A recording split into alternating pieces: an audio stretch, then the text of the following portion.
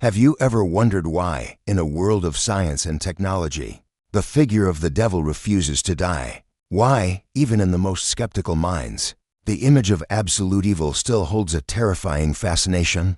The answer, and prepare yourself, for it will shake the foundations of your reality, lies not in any sacred text or infernal abyss. The answer is looking back at you in the mirror. Carl Jung discovered something that religions have intuited for millennia, but never dared to say aloud: the devil, your personal demon, the force that sabotages your dreams and drags you into darkness, is you, or more precisely, it is the sum of all the parts of yourself that you have rejected, repressed, and exiled to the dungeons of your unconscious. It is your unlived potential, your unmanifested light, that has turned rotten and now haunts your life like a vengeful specter. The anxiety that consumes you, the addiction that chains you, the existential void that no material achievement can fill. These are not character flaws. They are the cries of forgotten gods. They are the symptoms of a soul that has been violently severed from its native language, the language of myth, of symbol, of the sacred. We, in our modern arrogance, declared the death of God, but we never stop to think about what happens to a human psyche. When it loses its ordering center, it does not become free. It shatters, and it is in these fragments that demons find their home. This journey we are about to embark on is not about believing in a white-bearded God in the sky. It is about having the courage to descend into your own personal hell to rescue the parts of yourself you left behind. It is about understanding that individuation, the act of becoming whole, is the most sacred of all missions. What follows is a map, a guide to deciphering the code of your own soul. But this map can only be read by those who are truly ready. If you felt a chill hearing these words, if a part of you recognizes this truth as a long-lost echo, then do not ignore this call.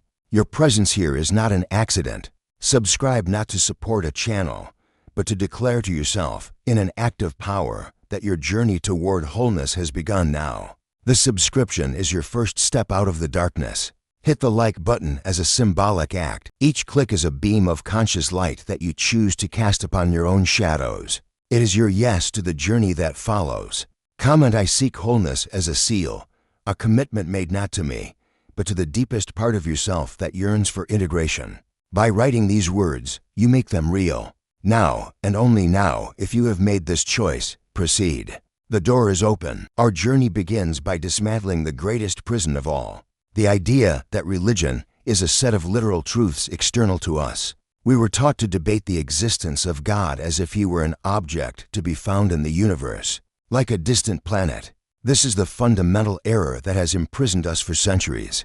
Jung invites us to a radical change of perspective. For the psyche, it does not matter if God exists in the objective sense. What matters is that the experience of God is an undeniable and universal psychological reality. Religion is not a belief system to be adopted, but a spontaneous phenomenon that emerges from the depths of the human soul. It is a psychic fact, as real and impactful as love, fear, or hunger. Trying to extirpate the religious instinct from human beings through rationalism is like trying to convince them to stop dreaming. The dream will always find a way to manifest. When ancient man looked at the sky and saw gods in the fury of a storm or the benevolence of the sun, he was not being naive. He was projecting onto the outer world the powerful archetypal forces he felt pulsing within his own unconscious. The gods and goddesses of ancient pantheons are, in fact, a precise catalog of the fundamental energies that make up the human psyche, the archetype of the father, the mother, the hero, the trickster, the shadow. Dogma, with its fixed rules and stories, is a later attempt by consciousness to organize and control the volcanic and overwhelming experience of the sacred. Dogma is the continent, but the religious experience is the incandescent magma that flows beneath. Modern man, by rejecting dogma, threw the baby out with the bathwater. He rejected the symbolic language his soul used to communicate, leaving himself unprotected against the chaotic forces of his own inner world. This first portal invites us to stop looking at religion as a story about the world and start seeing it as a detailed map of ourselves. Imagine yourself in a small boat adrift on an infinite, dark, and starless ocean. This boat is your ego, your limited consciousness. The ocean is the unconscious. The primary function of religion is to build a lighthouse, draw a star map, and provide a compass. It serves as a psychic guidance system that prevents us from being swallowed by the vastness of the unknown. The human soul, by nature, craves meaning. It cannot bear chaos and randomness. It needs a narrative, a myth that contains it and gives meaning to its existence, especially in the face of suffering, injustice, and the inevitability of death. Religion, through its myths and rituals, offers exactly that, a sacred container, a temenos, that protects the fragile ego from direct impact with the numinosum, the overwhelming experience of the divine or the demonic. Without this container, the experience of the sacred can lead to psychosis, to the disintegration of the personality. Rituals, for example, are not mere empty repetitions. They are ancestral psychic technologies designed to channel the powerful energies of the unconscious in a safe and transformative way. A mass, a meditation, a tribal dance all serve the same purpose, to create a bridge between the conscious world and the invisible world of archetypes. When this function is neglected, when society declares that these rituals are primitive superstitions, the psychic energy they channel does not disappear. It overflows and floods profane life. The longing for the sacred then manifests as political fanaticism, celebrity worship, the obsessive pursuit of power and wealth, or addiction to substances that promise a glimpse of transcendence. The endemic depression and anxiety in our society are not just chemical imbalances. They are the lament of a starving soul, a soul that has been deprived of its most essential food, meaning. Religion, in its deepest psychological function, is the immune system of the psyche, protecting it against the infection of despair and nihilism. What is God? Jung offers us an answer that transcends the debate between theists and atheists. The God archetype is not God himself, but the primordial image of totality, order, and meaning that exists a priori in the human psyche. It is an innate structure, a predisposition to form representations of the divine. Just as a bird is born with the instinct to build a nest in a specific way, this image is not learned, it is inherited, part of the collective unconscious that we share with all of humanity. That is why, in every culture, in every era, we find symbols that point to the same idea of a unifying center. The mandala in the East, the cross in the West, the medicine wheel of Native Americans, the magic circle of the alchemist's all are attempts to visually represent this central archetype. The self, the image of God in the soul. When we say God, the psyche is not referring to an external metaphysical entity, but to this supreme point of power and coherence within us. This archetype is the source of all our psychic energy, the compass that points toward our fullest realization. The experience of God is, therefore, the experience of coming into contact with this ordering center. It is a moment of overwhelming clarity, where the chaos of life suddenly makes sense and we feel connected to something much larger than our small ego. However, this archetype is dual. Just as the divinity in many myths has a creative and a destructive aspect, light and darkness, the God archetype contains all opposites. The image of a purely good God is an invention of consciousness, a split that denies totality. The true divine archetype is a complexio oppositorum, a complex union of opposites. To approach it, one must have the courage to confront not only the light, but also the terrible darkness it contains. Ignoring this archetype, trying to live a purely secular and rational life, is dangerous. The energy of the archetype does not disappear, it constellates elsewhere, projecting itself onto authoritarian leaders, saviors, totalitarian ideologies, or the state, which then begins to demand the devotion and sacrifice that were once due to the divine. If the ego is the center of consciousness, the self is the center of the total psyche, which includes both the conscious and the vast, mysterious unconscious. The ego relates to the self as the earth relates to the sun. The earth spins, believing it is the center of everything, but it is the sun that keeps it in orbit, that gives it light and life. So it is with the relationship of our everyday I to our inner totality. The self is what Jung identified as the psychological equivalent of the imago Dei, the image of God. This is not an assertion that we are God in an inflated, arrogant sense, but rather that we carry within us the seed of totality, the complete pattern of what we can become. The journey of individuation, the process of psychological development throughout life, is the slow and arduous task of realizing this pattern, of becoming who one truly is. It is a religious journey in the deepest sense, for its goal is union with this inner divine center. The self communicates with us through dreams, symbols, and synchronicities. It often appears in dreams as a wise authority figure, an old man, a queen, a symbol of totality, a circle, a mandala, or even as Christ. These are not literal manifestations, but the way the psyche finds to show us the path toward our own wholeness. The experience of the self is paradoxical. On one hand, it is the experience of being uniquely yourself. On the other, it is the experience of being connected to all of humanity, to the entire cosmos. It is where the individual and the universal meet. However, the path to the self is not easy. It requires the confrontation and integration of all aspects of our personality, especially those the ego prefers to ignore, the shadow. The self is not a state of angelic purity. It is the union of opposites. To find the God within, one must first have the courage to find the devil within and enter into dialogue with him. This is why many spiritual traditions speak of the dark night of the soul, a period of despair and disorientation that precedes enlightenment. It is the moment when the ego must surrender to the higher authority of the self, a necessary act of sacrifice for a new center of personality to be born. Here, we touch upon the most dangerous and liberating secret of Jungian psychology. The shadow is everything that we are, but have chosen not to be. It is all the instincts, desires, emotions, and talents that have been repressed and rejected by the ego, and by society for being considered bad, inadequate, or unacceptable. However, the shadow is not purely evil. It contains immense vital energy, raw creativity, and an authenticity that the conscious personality has often lost. The problem begins when we refuse to look at it.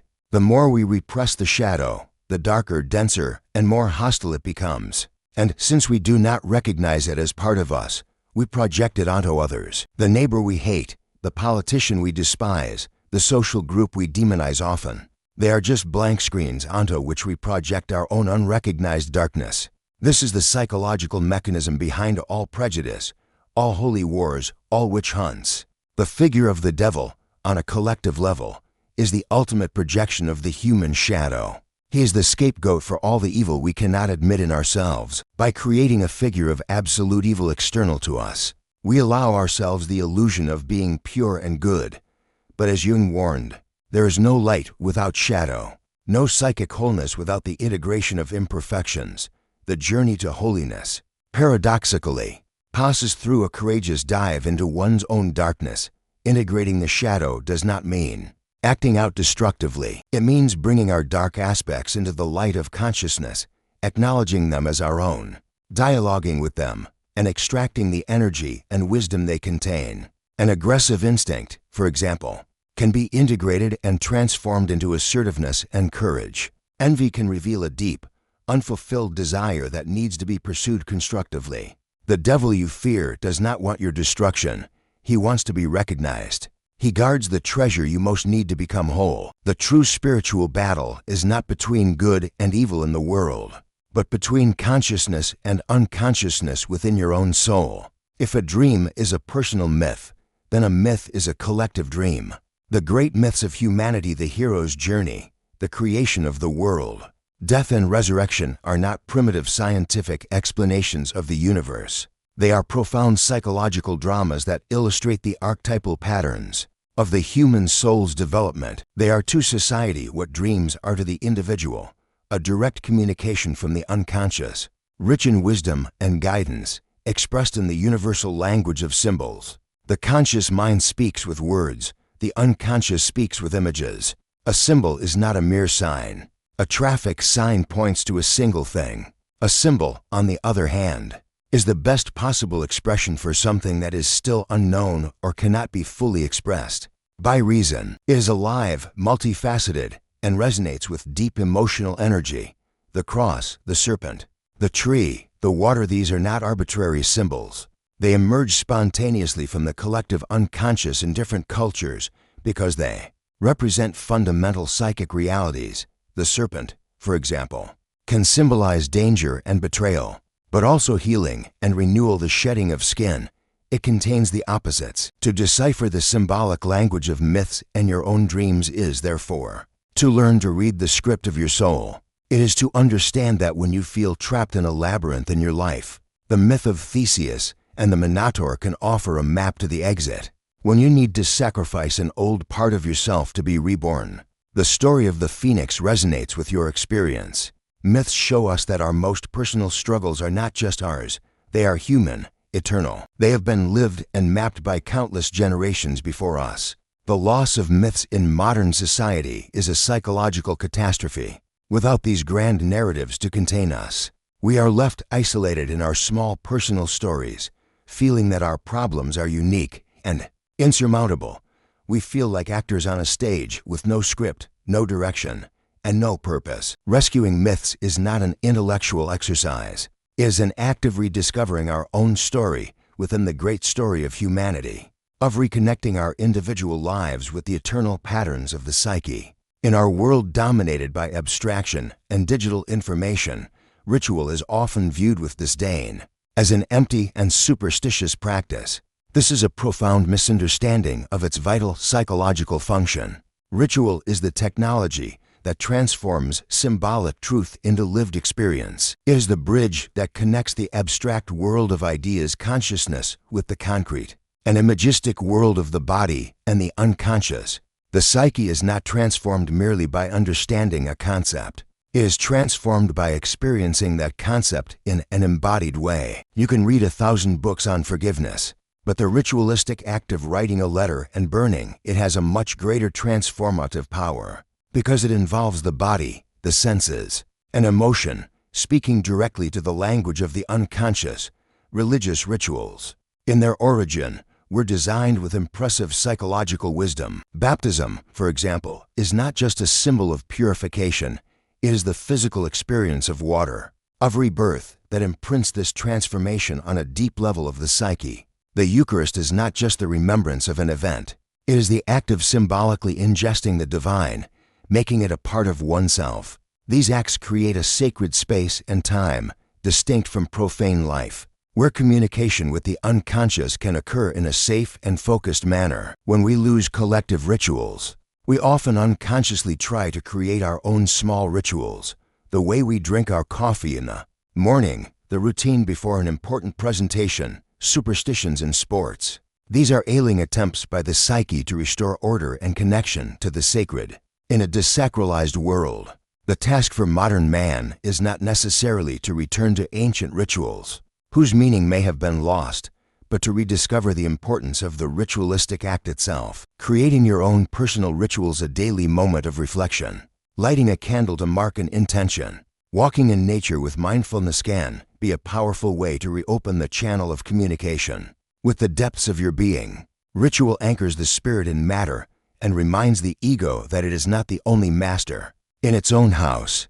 This is the pinnacle of Jung's vision, the ultimate purpose of the soul's journey. Individuation is the lifelong process by which a human being becomes the person they were destined to be. It is not about becoming perfect according to an external ideal, but about becoming complete and indivisible individual, realizing the unique potential that has been contained within one's psyche since birth. This is not a journey of self-improvement in the style of coaching culture, which often aims only to strengthen the ego. Individuation is, in many ways, a dismantling of the ego and its defenses so that the self, the true center of the personality, can emerge. It is, therefore, the religious journey par excellence. It is the fulfillment of the commandment, know thyself. The path of individuation is unique for each person, but it follows archetypal patterns. It usually begins with a call, often in the form of a midlife crisis, a depression, or a loss of meaning in life. It is the moment when the ego's goals, career,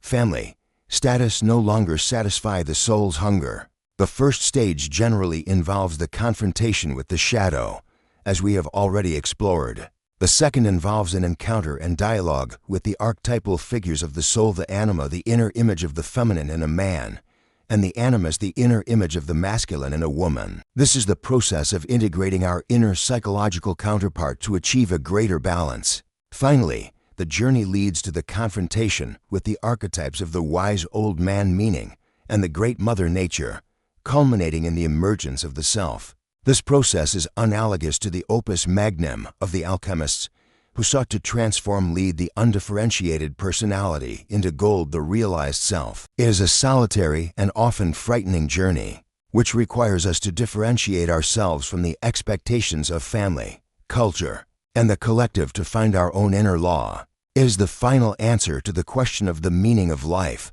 We are here to become ourselves, in our unique and unrepeatable totality. This is the highest service we can render to the world and to the divine. Jung was a prophet. Decades ago, he diagnosed the spiritual illness of our era with surgical precision. He stated, modern neuroses are, ultimately, the suffering of a soul that has not found its meaning. A society that has lost its gods, its myths, and its rituals does not become more rational. It becomes sick. Human beings cannot live in a meaningless universe. When the great religious narratives that gave cosmic purpose to life collapse, the individual is left adrift in a sea of nihilism. The psychic energy that was once directed toward the divine must find a new outlet, and it does, but in pathological ways. The search for salvation transforms into the frantic pursuit of wealth, as if the next million could fill the inner void. Religious fervor is channeled into political and ideological fanaticism, where the party or the leader becomes the new god, demanding blind faith and sacrifice. The need for confession and absolution manifests in the culture of masochistic exposure on social media and the endless search for therapy, which often only rationalizes suffering without touching its spiritual root. The epidemics of depression, anxiety, and addiction that plague the modern world are glaring proof of this loss of soul.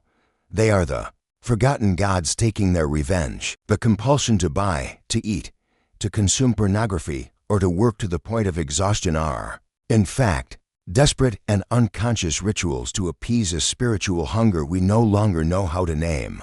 We are dying of spiritual thirst while swimming in an ocean of material information. The final consequence is the loss of the ability to feel life as something sacred. Nature becomes a mere resource to be exploited, relationships become transactional, and work becomes a means to an end, not a calling. We live in a disenchanted world, and the price of this disenchantment is a life that is gray, superficial, and ultimately unbearable. The modern neurosis will not be cured with more medication or more entertainment, but only with the courageous rediscovery of the forgotten depths of the human psyche. Our journey leads us to the final portal, which is not an end, but a new beginning. If we have lost our gods, how do we find them again? Jung's answer is clear. We cannot naively return to the old beliefs. The way is not backward, but inward. The re-encounter with the sacred in the modern era must be an individual, authentic, and hard-won experience. It is not about accepting a dogma, but about cultivating an attitude of attentive listening to the voice of the unconscious. Where can we find the sacred today? First, in your dreams. Dreams are daily letters from the self, offering guidance, compensating for the imbalances of conscious life, and revealing the truths we refuse to see.